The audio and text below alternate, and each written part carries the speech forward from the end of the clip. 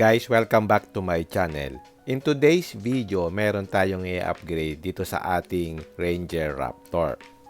In the past few months, medyo sinulit ko muna yung goma kasi maganda namang brand itong BFG.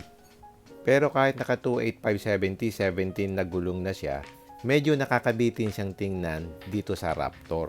So plan ko naman talaga mag-change ng tires from the start. Meron akong pinagpilian ng mga brands at saka yung tire size, which is yung pinaka-importante. Sa mga tire sizes, ang pinagpilian ko yung 295/70/17 saka yung 33/12.5/17 and also yung 305/70/17. So nag-check ako ng iba't ibang tire sa different sizes na to at tiningnan ko talaga kung ano yung babagay dito sa setup natin. So ang gusto kong ma-achieve yung medyo aggressive na tread pattern as well as ma-maintain yung clean look na hinahanap ko. Pagdating sa brand, ang pinagpilian ko yung BFG, especially yung KM3. At sa nito naman yung Trail Grappler as well as yung Ridge Grappler. Yung Toyo RT, kinonsider ko din. Since I've tried before yung 80s saka yung RTs, so napaisip ako na mag-empty naman para ma-experience ko. From the looks perspective, maganda talagang tingnan pag naka-mud terrain. With a drawback on performance such as yung tread wear, noise, at saka yung kanyang weight. So naghanap talaga ako ng mud terrain na hindi mako-compromise yung performance on the road. Which led me to these two specific models, yung BFG KM3 at saka yung Nitto Trail Grappler. So if you are looking for a mud terrain that performs well on the road, itong dalawa ang magandang choices. Which is a design na lang nagkakatalo. Mas nagustuhan ko yung design ng tread at saka ng sidewall nitong Trail Grappler. Yung looks ng Trail Grappler may pagka-retro as well as yung nandun pa rin yung aggressiveness na hinahanap ko. Nag-canvas ako sa iba't ibang shop at ang napili ko itong Northside Auto Garage kasi mas mura siya. Matagal na rin yung shop na to at marami na din silang naging clients. Way back pa during the pandemic, marami na ding naging client itong si Northside. Actually, off-road shop din sila, nagka-carry din sila ng iba't ibang brands ng suspension as well as yung mga tires. Dito nyo sila makikita sa Show Street, corner Biglang Awa, Caloocan City. Malapit lang sa EDSA, puntang Monumento. Okay, punta naman tayo sa tire size. Ang una ko talagang naisip yung 305/70/17 para hindi bitin ang itsura. Sa Trail Grappler kasi walang ganong size, sa Ridge Grappler lang. Ang problem dun kasi sobrang rare yung size na yon sa Ridge Grappler. So chinek ko sa mga picture yung Nitto Trail Grappler na 295/70/17. Surprisingly, because of its straight sidewall, nagbumukha siyang malaki. Kahit 295/70/17 lang siya. Comparing the sidewall nung kalaban niya na KM3, medyo bilugan kasi yung sidewall nun. Comparing the photos nung 295/70/17 ng Ridge Grappler, medyo bitin yun compared dito sa Trail Grappler. Actually, yung Ridge Grappler na RT na 33/12.5, sinubukan ko din pero mahirap siyang hanapin. And by the way, 10 ply rating nga pala itong Trail Grappler na kinuha ko. Okay, simulan na natin. So, ang una nilang gagawin is tanggalin yung goma na nakakabit doon sa mugs. Then, jajakan nila yung sasakyan para maiangat mo yung 4 sides. Para mas mabilis at madaling maikabit yung mga gulong. And another thing to consider here is dapat marunong yung taong nagkakabit ng gulong. So, dapat tama yung jacking position para maiwasan yung aksidente. So, yan, ginamitan na nila ng crocodile jack at nilagay doon sa tamang jacking position para maiangat mo yung 4 sides. So, tanggalin na natin yung stock tires dito sa wheels natin. So, para makita nyo yung size difference, itong sa nasa left, itong 285/70/17 na stock tires. Yung nasa kanan yung kakabit natin, yung 295/70/17. So, ang laki ng difference pagdating sa size. Yung diameter ng 295/70/17 is 33.26 inches. As compared dun sa stock na 285/70/17 na 32.7. So, mas malapad yung 295/70/17 as well as mas malaki yung diameter. Okay, kakabitan natin yung bagong tires na binili natin dito sa ating mags na VLF.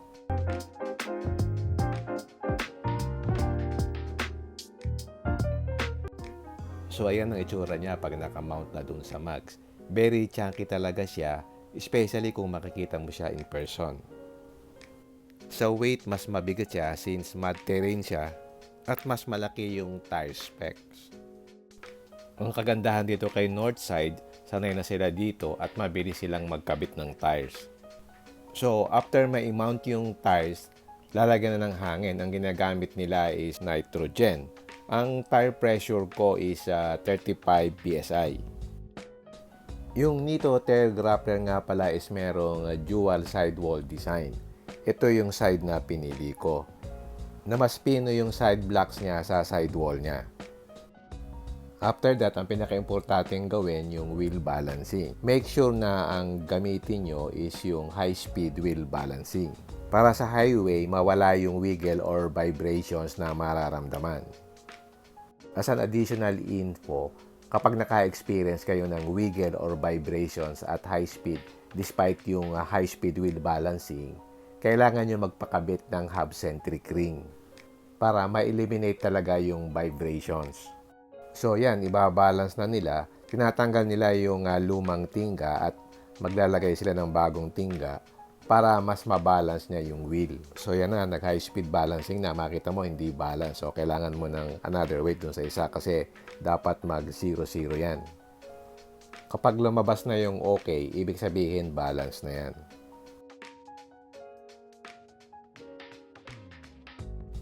And then, repeat uli yung procedure para dun sa iba namang mga gulong. Okay, na-mount na yung tire sa mags, na-check na rin yung tire pressure. So, itry natin kabit. Pagdating sa wheel clearance, expected na may sabit ito kasi lumaki yung diameter ng konti. So, kailangan nating itrim yung sa likod o kaya itulak. Ang kagandahan nito, yung VLF mags ko is lighter by 3 kilos than the stock mags. Kaya nakaka-counter niya yung weight na medyo mabigat yung nilagay natin na empty. Kaya hindi masyadong noticeable yung dagdag na weight ng mismong tires. By the way nga pala, sa iba't ibang brand ng tires, yung specific models na magkakalaban, especially kung same size, hindi siya usually true to size. May mga models na trans smaller compared to its competitors. For example, yung BFG na 285/70 by 17, pag kinumpare mo siya sa Ridge Grappler na the same size, usually yung BFG na Thailand, yung nakakabit dito sa Ranger Raptor, mas maliit siya. Kung i-compare mo siya sa 285/70 by 17 ng Ridge Grappler. So, mapapansin mo, parang mas maliit yung specific brand na yon, pero pareho lang naman kayo ng tire size. So, meron talagang mas maliit mag-run ng mga goma in the market. Anyway, ganito yung naging itsura niya. Mas naging aggressive yung look niya at makikita mo yung size difference nila, especially yung diameter. So, yung rake na ayaw ko sa tindig ngayon, medyo malilesen. So, yung illusion na malaki yung goma, parang mababawasan mo yung gap mo ng tires to sa likod. In terms of stance, medyo lumabas na siya sa fender ng mga 2 inches compared dun sa stock tires na mga 1 inch lang. For some, hindi gusto yung naka-offset na wheels and tires. Pero sa akin, gusto ko mas nakalabas. So, kanya-kanyang trip yan. Kung saan ka masaya, yun ang gawin mo. Pagdating nga pala sa mga tires, sa tingin ko, yung size 17 ang maganda sa mga pickup trucks. Yung iba kasi nagkakabit ng size 18, yung iba naman size 20. Ang advantage nitong size 17, mas makapal yung goma. So, mas napoprotektahan mo yung iyong mags. Actually, in my experience, kapag ka naka 18s ka or 20s, pagka nabangketa ka, medyo tinatamaan yung mags mo kasi nga medyo manipis yung goma. And in terms of ride comfort, mas maganda yung ride ng size 17. Although, syempre, kanya-kanya namang preference yan. But for me, in terms of looks and performance, mas prefer ko ang size 17 sa mga pickup trucks. Check natin kung may sabit. Expected ko talaga merong sabit yan. Kaya kailangan mo mag-adjust sa fender. So, may tatanggalin dyan na plastic nandun sa likod ng fender, yun yung naguhulma dun sa fender. Dito naman sa harap, wala naman sabit kaya malaki pa yung clearance. So ito naman yung sa likod, sa left side. May konti siyang sabit. So kailangan nating magkaroon ng adjustment. Kapag nagpe-flex o kaya umaatras ka, diyan talaga lumalabas yung sabit. Ito yung sinasabi kong plastic na nagmo-mold doon sa fender. Tatanggalin mo lang yung mga bolts para ma-push yung fender. After ma-push yung carpet, ganito magiging itsura niya, malinis pagkakagawa. And by the way, nagpalit na ako ng mudguard. Ginawa ko ng rally armor para mas manipis siya at lumaki na rin yung pinaka-clearance. Okay, tapos na. Heto na yung naging itsura niya. First impression, iba talaga nagagawa ng tires. Especially yung pag-combo niya dun sa kanyang wheels. So, kapag malinis, ganito yung itsura niya. So, nakuha niya yung hinahanap ko na stance. Yung meaty look na hinahanap ko, na-achieve ng trail grappler talaga. Malaking factor talaga yung design ng tread niya, as well as yung tayo ng kanyang sidewall. Very aggressive at vertical siya, hindi bilugan yung itsura. Originally, naisip ko talaga na magkabit ng ridge grappler. Since wala naman yung 305/70 by 17 na ridge grappler, itong trail grappler na lang ang kinuha ko. And also, parang nabibitin ako sa itsura ng ridge grappler pag kinabit mo siya dito. Nakuha pa rin yung old school vibe o retro look nitong sasakyan natin. Performance-wise on the road, medyo maingay siya ng konti compared dun sa RTs and ATs. And expect mo after 8,000 to 10,000 kilometers, mas lalo siyang iingay. But for a mud terrain tire, tahimik na to. Actually, it's one of the best MTs out there pagdating sa noise tire suppression ng tire na to.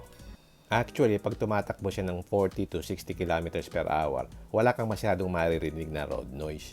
Maririnig mo lang siya pag pumalo na siya ng 80 to 100 kilometers per hour. Para sa akin, hindi siya yung sobrang intrusive na mababother ka during long drives. Pero alam mo talaga nandyan yung tunog.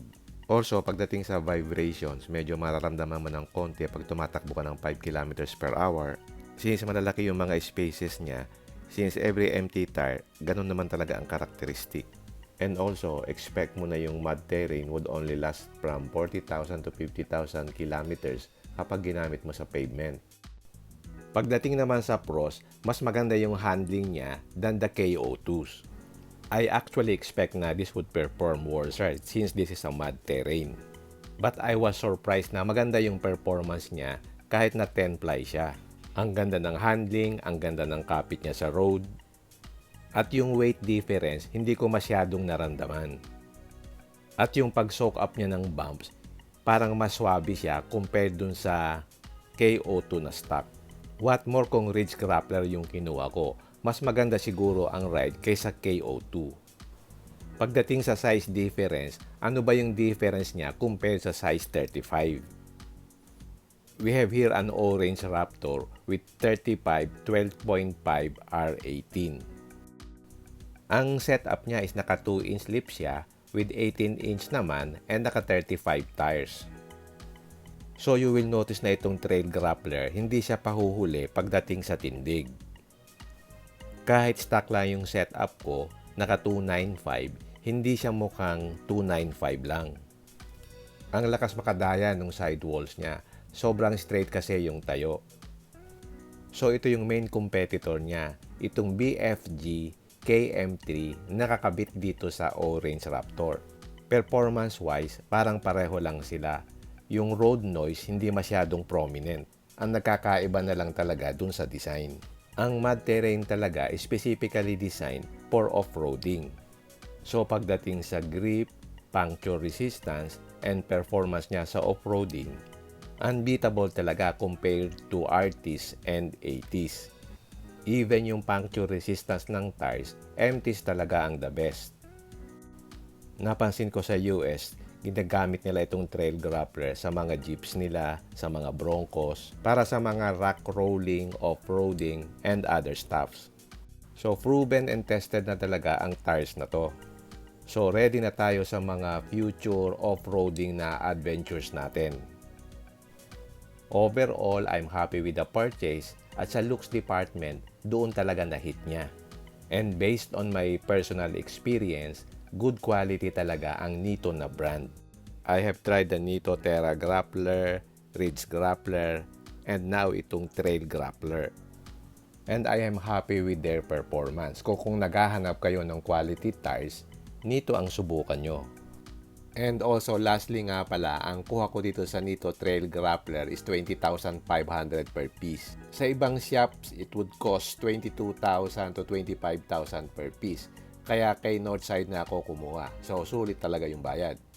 Alright, I hope nakapagbigay ako sa inyo ng insights about Nito Trail Grappler. So, if you like this video, don't forget to like, share, and subscribe. Until next time, see you again in my next vlog. Bye!